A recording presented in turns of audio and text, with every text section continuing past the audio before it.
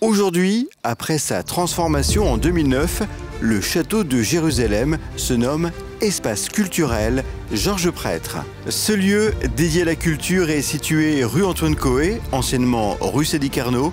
Il est le siège de l'école municipale de musique. Ce service communal propose aux enfants comme aux adultes de l'enseignement musical, du chant choral et la pratique d'instruments. Des concerts de tout style sont régulièrement organisés dans l'auditorium qui porte le nom de Georges Prêtre, grand chef d'orchestre de renommée internationale et natif de Oisier. Hier, cet édifice de caractère dont la provenance du nom est incertaine a eu plusieurs vies, différents propriétaires et de multiples usages.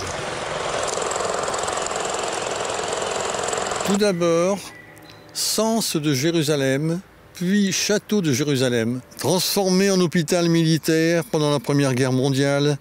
C'est en 1930 que la commune obtient une partie du parc pour y construire la mairie, le gymnase et le stade. Puis, en 1961, la municipalité rachète l'édifice laissé à l'abandon par les houillères. Le Château de Jérusalem a été, entre autres, le siège de la première bibliothèque municipale, d'associations et du centre aéré avant d'être réhabilité en 2009 et transformé en espace culturel.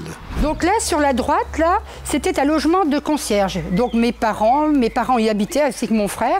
Ma mère était concierge, femme de service. Mon père était chauffeur à la ville de Oisier et mon frère a été également chauffeur à la ville de Oisier. Dans cette pièce-là, il y avait le centre médical. Donc les élèves de toutes les écoles venaient passer leur visite médicale, venaient faire leur vaccin, préparation de classe de neige, etc. Et il y avait aussi également une consultation de nourrissons. À l'étage, pareil, beaucoup de pièces où il y a X années, dans les années 68, un petit groupe s'était mis dans une petite pièce pour se rassembler, pour parler de ce qui se passait dans l'Oisier, dans la France, et aussi pour faire de la guitare, de la musique. Ici, il y avait un préfabriqué qui, il y a longtemps, était le centre technique, l'école technique, qui est devenue après la bibliothèque municipale où j'ai commencé à travailler en 1976. Dans cette salle-là, on y faisait l'académie du jeudi, on y faisait de la couture, il y avait dames de la couture qui venaient 2 fois par semaine, il y avait le centre aéré qui était là. L'académie du jeudi, c'était une des petites activités qui se faisaient le jeudi, car c'était le jeudi qu'il n'y avait pas l'école à ce moment-là. Après, c'est devenu l'académie du mercredi.